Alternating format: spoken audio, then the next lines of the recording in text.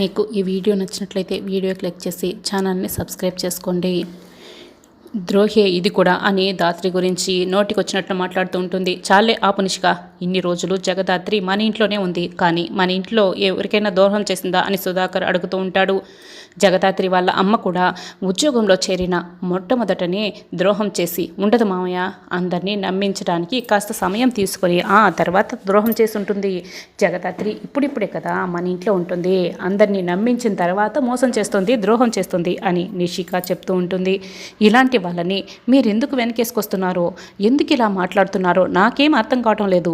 ఇలాంటి వాళ్ళు ఇంట్లో ఉండటం చాలా పెద్ద ప్రమాదం అని నిషి, వైజయంతి చెప్పి అక్కడి నుంచి వెళ్ళిపోతారు. ఇక దాత్రి బాధపడుతూ ఉంటుంది. బాధపడకు జగదాత్రి, నిషి మాటలు పట్టించుకోకు అని కౌశికి చెప్తూ ఉంటుంది. నిషి, వైజయంతి ఇద్దరు కూడా గదిలోకి వెళ్తారు. హైఫై ఇచ్చుకుంటారు. అత్తయ్య, ఆ నగని మనం దక్కించుకున్నామన్న సంతోషం కన్నా జగదాత్రిని అవమానించడం వల్ల కలిగిన సంతోషమే చాలా ఎక్కువగా ఉంది అత్తయ్య. నా కడుపు నిండిపోయింది అత్తయ్య అని నిషి అయితే బాగా సంతోషపడుతూ ఉంటుంది. ఆ నగను చూసి మురిసిపోతూ ఉంటుంది. ఇక దాత్రి వంటింట్లో కూర్చొని బాధపడుతూ ఉంటుంది. బాధపడుకు దాత్రి అని కేదార్ ఓదారుస్తూ ఉంటాడు. లేదు కేదార్, మా అమ్మ చనిపోయిన తర్వాత కూడా నేను ఇలా తలదించుకోవాల్సిన పరిస్థితి వచ్చింది. ఎవరైనా తప్పు చేస్తే కొన్ని రోజులు బాధపడతారు, ఆ తప్పు మర్చిపోయేంత వరకు బాధపడతారు. మరి క్షమించరాని తప్పైతే జీవితాంతం బాధపడతారేమో, కానీ మా అమ్మ చనిపోయిన తర్వాత కూడా ఇలా బాధపడుతూ మాటలు అనుభవించాల్సి వస్తుంది. మా అమ్మే కనుక నిజంగా బతికి ఉంటే ఈ మాటలన్నీ తట్టుకోలేక నిజంగానే చనిపోయి ఉండేది కదా కేదార్ అని దాత్రి కావ్యం తలుచుకొని బాధపడుతూ ఉంటుంది. ఏ డిపార్ట్మెంట్ అయితే చీడపురుగు దేశద్రోహి అని మాట్లాడుతుందో అదే డిపార్ట్మెంటు మా అమ్మకి సెల్యూట్ కొట్టేలా చేస్తాను. మా అమ్మ ఏ తప్పు చేయలేదని కాలర్ ఎగరేసుకొని మరి తిరిగే రోజులు దగ్గరలోనే ఉన్నాయి, నేను నిరూపిస్తాను అని దాత్రి చెప్తూ ఉంటుంది. మనం అదే పనిలో ఉన్నాం కదా దాత్రి, ఖచ్చితంగా తప్పు చేసిన వాళ్ళు మనకి దొరుకుతారు. వీళ్ళు అవకాశం దొరికింది కదా అని ఇలా మాటలు మాట్లాడారు. వాళ్ళు ఏదో ఒక తప్పు చేయకపోయారు, మనకు దొరికిపోరు అని కేదార్ చెప్తూ ఉంటాడు.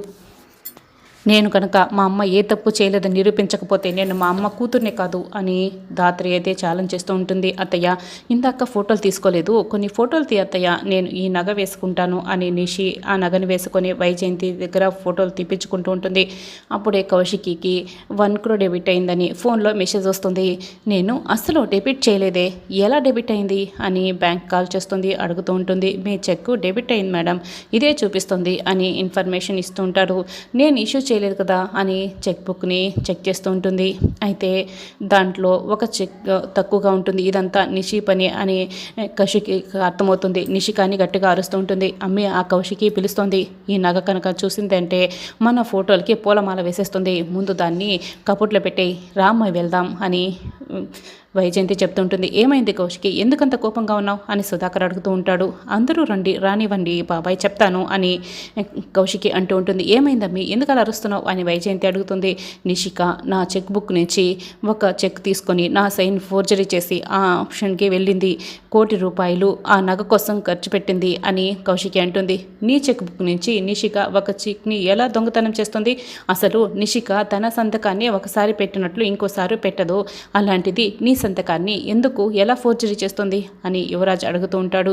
అవునమ్మి, అసలు నిషిక నాకు తెలియకుండా అడుగు కూడా బయటికి పెట్టదు, అలాంటిది ఆక్షన్కి ఎలా వెళ్ళిందని నువ్వు చెప్తున్నావు? నువ్వే ఆ లీఫ్ని ఎవరికో ఇచ్చేసి పొరపడినట్లున్నావు అని వైజయంతి చెప్తూ ఉంటుంది. పిన్ని ఆగుతావా, నేను అన్నీ క్రాస్ చెక్ చేసుకొని ఇలా మాట్లాడుతున్నాను. ఉదయాన్నే నిషి 1 కోటి రూపాయలు కావాలని అడిగింది కదా, ఆ తర్వాతనే కదా నా చెక్ బుక్లోని ఒక చెక్ని చించేసుకొని నా సంతకాన్ని ఫోర్జరీ చేసి ఆ తర్వాత ఆక్షన్కి వెళ్ళి ఆ డబ్బుల్ని ఖర్చు పెట్టింది. నేను ఊరికే చెప్పటం లేదు అని కౌశికి అంటూ ఉంటుంది. అదేంటో వదిన అలా మాట్లాడుతున్నారు, నేనేమి ఆ చెక్ని తీసుకోలేదు, మీ సంతకాన్ని ఫోర్జరీ చేయలేదు అన్నట్లు మీరు 1 కోటి రూపాయలు మిస్ అయిందని చెప్తున్నారు కదా, అదిగో ఆ జగదాత్రిని తీసి ఉండొచ్చు కదా అని నిషిక చెప్తూ ఉంటుంది. ఆ జగదాత్రిని చెక్ లీఫ్ని దొంగతనం చేసి ఉంటుంది అని నిషిక చెప్తూ ఉంటుంది. ఇక దాత్రి కేదార్లు అయితే షాక్ అయి అలాగే చూస్తూ ఉంటారు. అవునమ్మి, ఆ చెక్ బుక్లో లీఫ్ని వాళ్ళే దొంగతనం చేసి ఉంటారు, అసలే వాళ్ళు దేశద్రోహి కూతురు కదా, ఇలాంటి పనులు అలాంటి వాళ్ళే చేస్తారు అని వైజయంతి చెప్తూ ఉంటుంది. అవునక్క, ఖచ్చితంగా వాళ్ళే తీసుంటారు, ఎందుకంటే వాళ్ళిద్దరూ కూడా పొద్దున్నుంచి ఇంట్లో లేరు కదా అని యువరాజ్ అంటూ ఉంటాడు. ఇక కేదార్కి మెసేజ్ వస్తుంది. ఫోన్ ఓపెన్ చేసి చూస్తూ ఉంటాడు. అవునక్క, మేము కూడా ఉదయం నుంచి ఇంట్లో లేం, ఒక ముఖ్యమైన పని మీద బయటికి వెళ్ళాం. ఆ ముఖ్యమైన పని కూడా చెక్ బుక్లో ఒక చెక్ మిస్ అయింది కదా, ఆ పని మీదే. ఇదిగో ఒక్క చూడు అని ఫోన్కి మెసేజ్ వచ్చిన ఆ ఫోటోల్ని ఇక కేదార్ కౌశిక్కి చూపిస్తూ ఉంటాడు. కౌశిక్కి ఇంకా అలాగే షాక్ అయి చూస్తూ ఉంటుంది.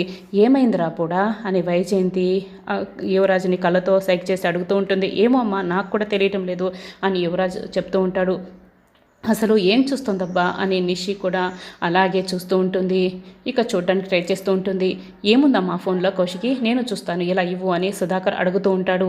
చూడండి బాబాయ్ అని ఆ ఫోన్ని సుధాకర్ చేతికి ఇస్తుంది. ఏంటొదినా అని నిషి అడగబోతూ ఉంటుంది. వెంటనే నిషిక అంటూ కౌశికి నిషి చెంప పగలగొడుతుంది. ఎందుకమ్మి నిషిని ఎందుకలా కొట్టావు అని వైజయంతి గట్టిగా అరుస్తూ అడుగుతూ ఉంటుంది. ఈ ఫోన్లో ఉన్న ఫోటో ఏంటో తెలుసా అత్తయ్య, మీరు నిషి ఇద్దరు కూడా ఆ ఆక్షన్కి వెళ్ళి నగ సొంతం చేసుకున్న ఫోటో ఉంది అని ధాత్రి అంటుంది. ఇక యువరాజు నిషి వైజయంతి షాక్ అయి అలాగే చూస్తూ ఉంటారు. ఆక్షన్ వాళ్ళకి చెక్ అందిస్తున్న నిషిక ఫోటో కూడా ఉంది అని ధాత్రి అంటుంది. ఇక నిషి అయితే బాగా కంగారు పడుతూ ఉంటుంది. చీ అంటూ కౌశికి చీ కొడుతుంది. సొంతింట్లో దొంగతనం చేస్తారా, మీలాంటి వాళ్ళని ఏమంటారో తెలుసా అని కౌశికి అడుగుతూ ఉంటుంది. అయినా నిషికని కొట్టే అర్హత నీకు లేదమ్మీ, అయినా నిషికకి దొంగతనం చేసే బుద్ధే ఉంటే నీ దగ్గరకు వచ్చి ₹1,00,00,000 ఇవ్వమని ఎందుకు అడుగుతుంది? నువ్వే కదా ఇక్కడున్నదంతా కూడా నా ఆస్తి అన్నట్లు ఇవ్వనని చెప్పావు, అందుకే కదా నిషిక ఎలా చేసింది, దీంట్లో తప్పేముంది అని వైజయంతి వెనకేసుకొస్తూ ఉంటుంది. చి నోర్మోయ్, ఏదో చిన్నపిల్ల అలా పొరపాటు తప్పు చేసింది అనుకో, నువ్వు సమర్థిస్తావా, పైగా నచ్చ చెప్పకుండా అని సుధాకర్ ఇక అరుస్తూ ఉంటాడు. అయినా నీకు ఎలాంటి బుద్ధి ఏంటి నిషిక, దొంగతనం చేస్తావు కానీ ఇలా ఫోర్జరీ చేయటం ఏంటి అని సుధాకర్ ఇక ప్రశ్నిస్తూ ఉంటాడు.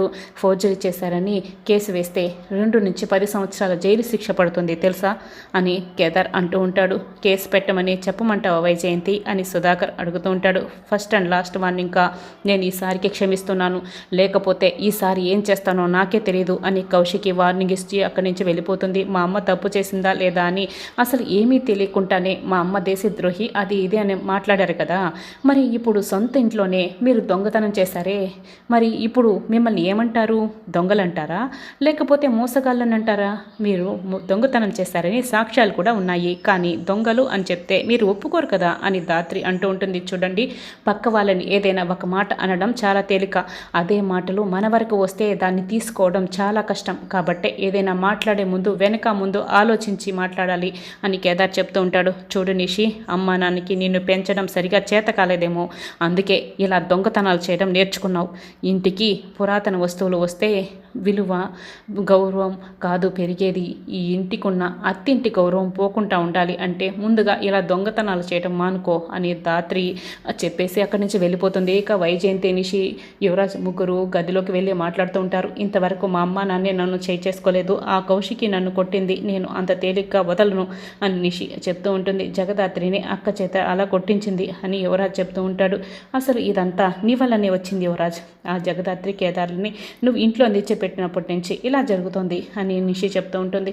మధ్యలో మీరు చేసుకొని నన్నెందుకు మాట్లాడుతున్నారా అని యువరాజ్ అడుగుతూ ఉంటాడు. అవునరా కూడా, నిషి చెప్పింది మాత్రం చాలా నిజం, అసలు వాళ్ళని తిరిగి నువ్వు ఇంట్లో పెట్టినప్పటి నుంచి వాళ్ళు రెచ్చిపోవడం ఎక్కువైపోతుంది, ఇంకా రెచ్చిపోయి ఎలాంటివి చేస్తున్నారు అని వైజయంతి చెప్తూ ఉంటుంది. అసలు వదలకూడదు, ఆ జగదాత్రిని వదలకూడదు, ఆ కౌశికిని వదలకూడదు, నేనేంటో చూపిస్తాను, అవకాశం దొరకాలి అని నిషి అనుకుంటూ ఉంటుంది. అవకాశాన్ని మనమే సృష్టించుకోవాలమ్మి, రేపు మాధురి రిసెప్షన్ ఉంది కదా, ఆ రిసెప్షన్లో అవకాశం సృష్టించుకొని ఆ జగదాత్రి కేదార్ని ఇంట్లో నుంచి మళ్ళీ పంపించేద్దాం అని వైజయంతి చెప్తుంటుంది.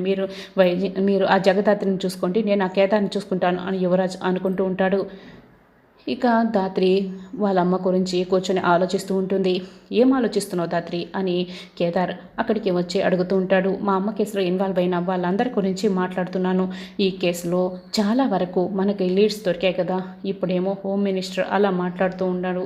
హోమ్ మినిస్టర్ కూడా ఈ కేసులో ఇన్వాల్వ్ అయ్యాడని నాకు అనిపిస్తోంది. కమిషనర్ మీనంతో పాటే పెద్ద తలకాయ, ఈ హోమ్ మినిస్టర్ ఏమైనాని ధాత్రి అంటూ ఉంటుంది. ఖచ్చితంగా అయి ఉండొచ్చు, అది మా అనుమానం మాత్రమే, కానీ అతనే చెప్తున్నాడు కదా పెద్ద తలకాయలు ఇందులో ఇన్వాల్వ్ అయి ఉన్నాయని కేదార్ అంటూ ఉంటాడు. వీళ్ళకి మా అమ్మని చంపాల్సిన అవసరం ఏమొచ్చింది, దేశద్రోహి అని ముద్ర వేయాల్సిన అవసరం ఏమొచ్చింది అని ధాత్రి ఇక అంటూ ఉంటుంది. వాళ్ళకి సంబంధించిన ఏదో ఒకటి మిస్ అయినట్టు ఉంది, దానికోసమే వాళ్ళు ఇంకా వెతుకులాడుతున్నట్లు ఉన్నారు. ఖచ్చితంగా కమిషనర్ మీనన్ ముఖంలో భయాన్ని మాత్రం మన హోమ్ మినిస్టర్ ముఖంలో కనిపించింది అని కేదార్ అంటూ ఉంటాడు. ఇక రాగిరేఖని అప్పుడే మనకి చూపిస్తూ ఉంటారు.